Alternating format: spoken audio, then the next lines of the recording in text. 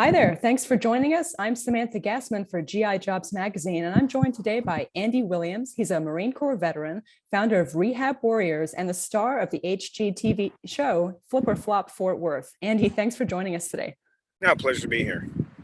So tell us a little bit about your time in the military. Well, I'd say my time in the military was great.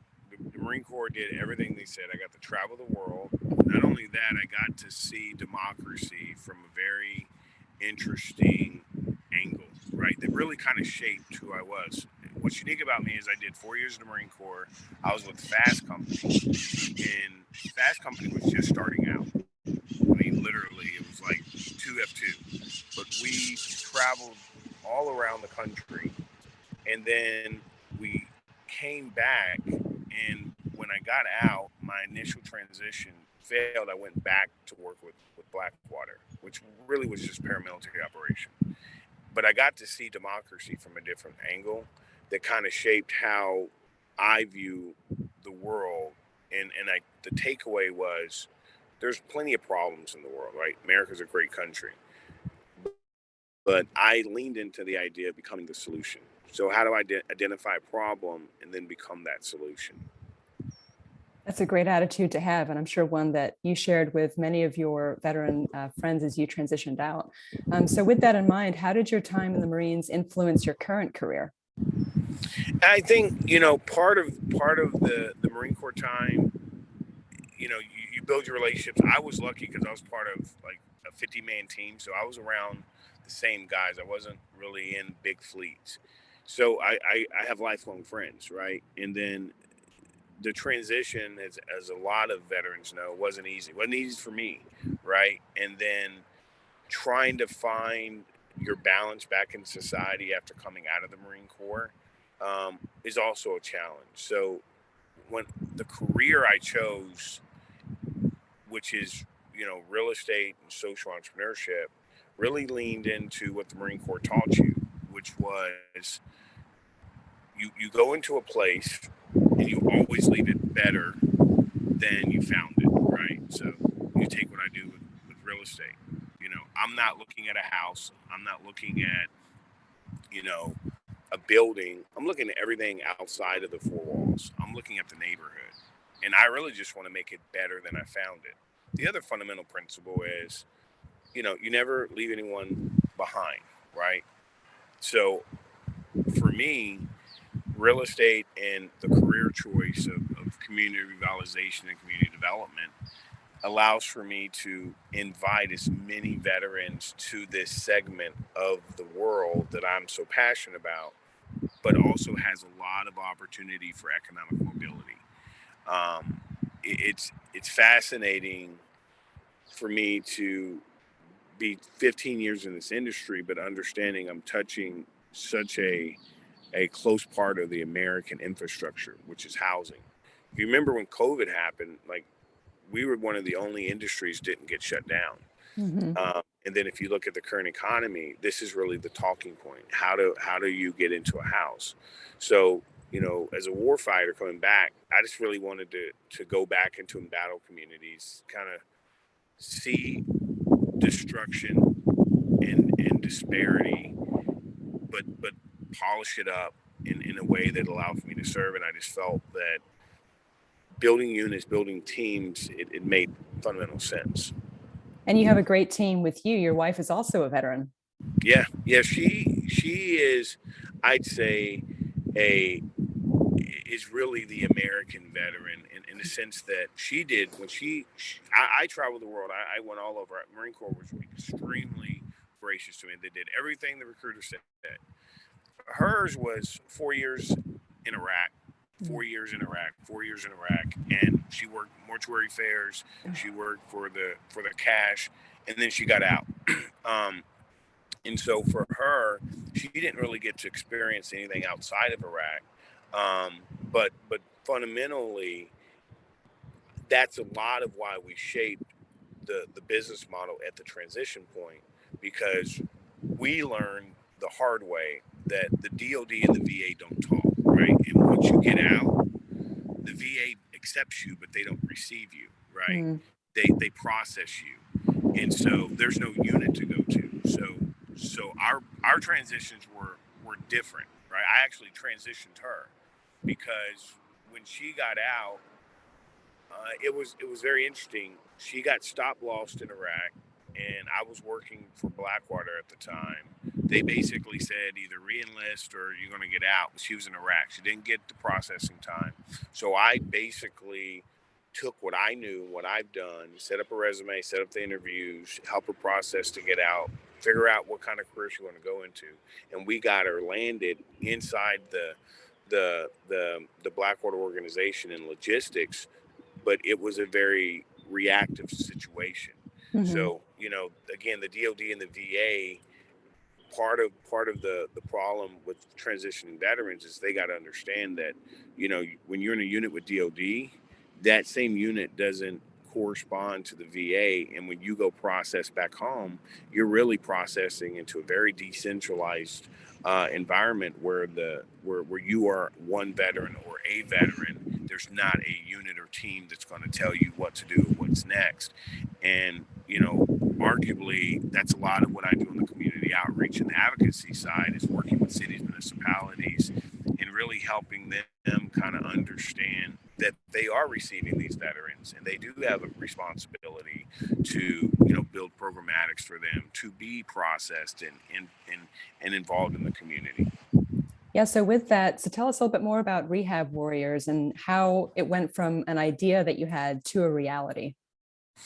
Yeah, Rehab Warriors is was very simple idea for me. It actually started as because I did 4 years of the Marines. I worked 6 years of Blackwater. When I was in Iraq, I started buying up rental properties, and so I came back from Iraq with call it 50 rentals, and that worked. And then I used those rentals to kind of figure out what I really wanted to do. And then also when I realized I was kind of in a neighborhood concentrated, solving a problem, providing housing. At that time, it was, affordable housing. But today, I was really building what I feel is what I want Rehab Warriors to be, which is I went back to my community. I just made it a little better, right? I just invested my time, energy, and effort. It was my mom. It was my dad. It was a small family business, my wife. Then we started rehabbing a few of our properties. And I just stepped back and I thought, well, if I could do that, maybe I can teach other veterans to do something similar in their neighborhoods. So Rehab Warriors was battle tested, and today we're simple. We rebuild communities and upskill veterans. We have a Department of Labor certification that we have as an apprenticeship, so we are buying properties in around Texas. I now do development, so our pipeline and our projects has leveled up, but I'm always including and want to include veterans downstream, take those that are interested in transitioning into the industry, because what I also learned is as I got into more transactions, there's so many touch points in the real estate industry that if I can just funnel veterans into a project, get them exposed, really get them upskilled, trained, certified in a trade, whether it's real estate finance, real estate analysis, construction project management, and then those select few that choose the self-employment route, that want to build balance sheets, that want to go and become the developer. We have that approach where it's not like I had to do. I had to figure everything out. It was like in the Marine Corps, there's up, you see me, I'm down, and you feel like you're up, you see me, I'm down, you try to get down. That's how it was when I started, because nobody was there to teach you everything. And then the higher you get to the food chain, right, to where the real money is, they don't want to share it, right? I Mhm. mean, being a developer is like it's a small group. Well, I'm like, okay, well, you figured it out. I'm gonna go whisper it to every Marine, every veteran I know, because this is a great industry to be in. Yeah. So part of Rehab Warriors is really in my mind, it's a solution to a problem. You got 80% of your housing stock aged out in America. You have a affordability crisis, right? And you also have this infrastructure issue where there's not enough people to that know how to build. or there's not enough people that know how to rehab. And you're not going to learn that on HGTV, right? It's 22 minutes and they cut out 90% of what we actually did. And but what I did, a lot of people don't know, like we did all those houses in 6 months, open and Wow. shut 10 houses, right? But I did it because I had a good contractor. I had great management skills. I knew how to access capital so I could finance the projects, because another thing that people don't know, I had to buy the houses. HCD Hmm. did not buy the houses. Wow. I had to sell the houses. And so, but if I were able to do 6 or 10 in 6 months, the idea was, can I teach the average veteran to do five in a year, or 5 in 5 years, right? Hmm. And then 10,000 veterans. Now I'm solving a bigger problem, because I don't want to go to Virginia and rehab houses.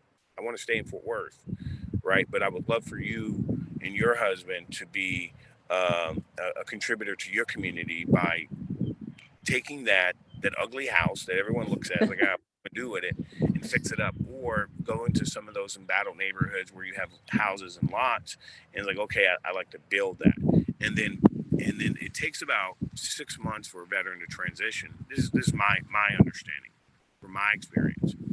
6 months, you've really got to have some clarity or some mobility, but you also need to take a time to breathe. So Hmm. real estate gives you 6 months to kind of sit back and work hard, but you don't have to work fast, because it allows for you to kind of connect. And then when you're pulling permits, you're dealing with the city. When you're going to the vendors to get your material, picking out your design, you can involve your wife. So the other social aspect of Rehab Warriors is, it's really a trade I'm teaching veterans to be able to use with their families, because I really believe that the warfighter gets to come home. He needs about 12 months to kind of acclimatize. Not everyone's going to go out and become a master developer, but they can all contribute to one or two projects, learn a very good skill, and with the industry growing so much, there's a workforce pipeline, Hmm. right? That they can tap into. But it's really about that stress point. I'll give you an example. I got a Force Recon Marine who got out. He's in my program, and his mind's going he's all over the place. And I dialed him in, and within 4 months, he's found a builder looking for lots. He is really focused with a strategy, and he's going to be successful. It's really because I directed him down a path. Because Hmm. the other thing I learned with Rehab Warriors is, we don't necessarily tell you what to do, but we give you a very focused path to succeed. When you get out in the military, the VA does not give you a very focused path. They give you a lot of options, and Right. a lot of veterans, they need direction, and they need leadership, but also they need autonomy, right? And you're So giving them so many things, Andy. I mean, not only do a lot of veterans feel a lack of purpose when they get out, which you're giving them, but you're also, like you said, giving them that still choices, but like centered choices or niche choices to pick from, where it's not so overwhelming when you get out, because there are so many things that you can go and do. And you're giving them like a straight and narrow path to follow with the tools and the resources that they need to be successful. yeah, I'll sum it up this way. I want them to execute on a project Hmm. so they feel like they've accomplished something. Because if the quicker you succeed out, the more success your transition will be. Yeah. A lot of veterans get, and it happened for me. Like, I my transition from the Marine Corps, I took a job as a private investigator. The pay was very bad. The travel was a lot, and I felt myself lost, and that's why I went over to Blackwater. Um, and I want to prevent other veterans from having that transition, Hmm. because I was all alone, right? So this process that I'm presenting allows you to go into your community and be a part of the solution. But by default, you're now wrapping yourself around the community seeing you as a local hero that you are, but you're solving a problem that you can continue to solve with your uniform off. That's such a great way to sum it up, Andy. And I wish you and your family the best of luck. Thank you so much for speaking with us today. Yes, yes, thank you.